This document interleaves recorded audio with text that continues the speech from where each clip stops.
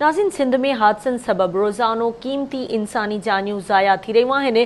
खैरपुर में ॾारींदड़ हादसे जे नतीजे में 12 ॼणा फौत ऐं केतिरा ई माण्हू ज़ख़्मी थिया। अफ़सोसनाक हादसे बाबति रिपोर्ट करे रहियो आहे खैरपुर मां शकील जावरी। रोज़ानो पेश ईंदड़ ट्रैफ़िक हादसा क़ीमती इंसानी जानियूं गिड़काए वञनि था। खैरपुर भरिसां हुसैनाबाद वटि हादसे जे नतीजे में 12 क़ीमती इंसानी जानियूं ज़ाया थी वयूं आहिनि। हादसे में ठरी मीरवाह जो रहवासी मंसूर शर, कुंभवासी दाद मोहम्मद राजड़, गढ़ी यासीन जा रहवासी अली डिनो शाह, सुभान शाह ऐं सैयद नाज़ल शाह, कोटड़ी कबीर जो रहवासी साजिद अली जरवार, दौड़ जो रहवासी उबैद चांडियो, तंगवाणी जो रहवासी नसरुद्दीन बहलकाणी, बांधी जा रहवासी गुलाम हुसैन जमाली ऐं संदसि 9 साला धीअ नैना, नवाबशाह वासी शकील आराई शामिल आहिनि। हादसे जो इतला मिलण बाद अस्पतालुनि में एमरजेंसी नाफ़िज़ कई वई। सिविल अस्पताल खैरपुर में SSP खैरपुर ऐं ॿियनि सियासी समाजी अॻुवाणनि मीडिया सां ॻाल्हाईंदे चयो त जॾहिं इहा रिपोर्ट थियो इंसिडेंट त पुलिस ऐं इंतिज़ामिया उते मौक़े ते इवैक्यूएशन कई, एम्बुलेंसिस हॉस्पिटलाइज़ कयो ज़ख़्मियुनि खे, ऐं जेकी इनिशियल इंक्वायरी आहे असां उते कई आहे त उते इन्ही शाहिदीन ॿुधाइनि पिया त वैगन जो टायर निकिरी वियो, टायर टुटण जे बावजूदि वैगन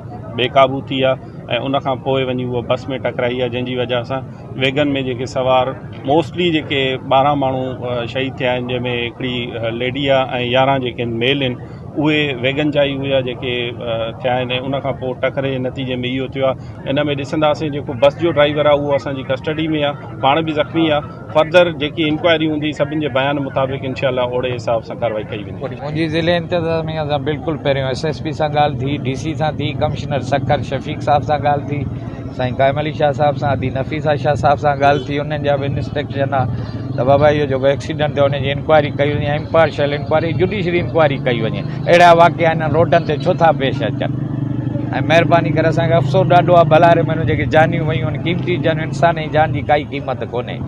उहो त बाक़ी बेनियाद बादशाह जे हथ में आहे, क़ादिर मुतलक में अॼु मौत अचे सुभाणे अचे, पर हिननि जूं एडमिनिस्ट्रेशन खे मुतरक रहणु खपे ऐं सख़्ती सां डिस्ट्रिक्ट एडमिनिस्ट्रेशन खे चवंदासीं इन मुतरक रहियो, उन जी इंक्वायरी कई वञे ऐं इम्पार्शियल इंक्वायरी एक्सीडेंट थियो छो आहे, छा जी वजह सां थियो। हीउ जेको हुसैनाबाद वाक़ियो थियो आहे, जंहिंमें तक़रीबन 11 खां 12 जानियुनि जो ज़ियान थियो आहे ऐं जेके ज़ख़्मी थिया आहिनि उन्हनि जे पुरगोर जे लाइ असां खैरपुर जा ताजर तोड़े पाकिस्तान पीपल्स पार्टी जी मुक़ामी क़यादत साईं सैयद कायम अली शाह साहब जे सख़्तु नोटिस बाद जेको आहे हिते पहुती आहे ऐं हर शइ जो जेको आहे सभिनी शयुनि खे लुक आफ्टर था कयूं ऐं ज़िले इंतिज़ामिया खां पिणु मुतालबो था कयूं त हिन वाक़े जी अणधुरी जांच करे अहिड़नि वाक़िअनि रोकथाम लाइ सख़्तु इक़दामात। ज़रूरत उन ॻाल्हि जी आहे त हादसनि जी रोकथाम लाइ ज़रूरी उपाउ वठण सां गॾु ट्रैफ़िक कानूननि ते अमल कराए क़ीमती इंसानी जानियूं ज़ाया थियण खां बचायूं वञनि। कैमरामैन ज़ुबैर सुमरो सां गॾु शकील जावरी, आवाज़ TV खैरपुर।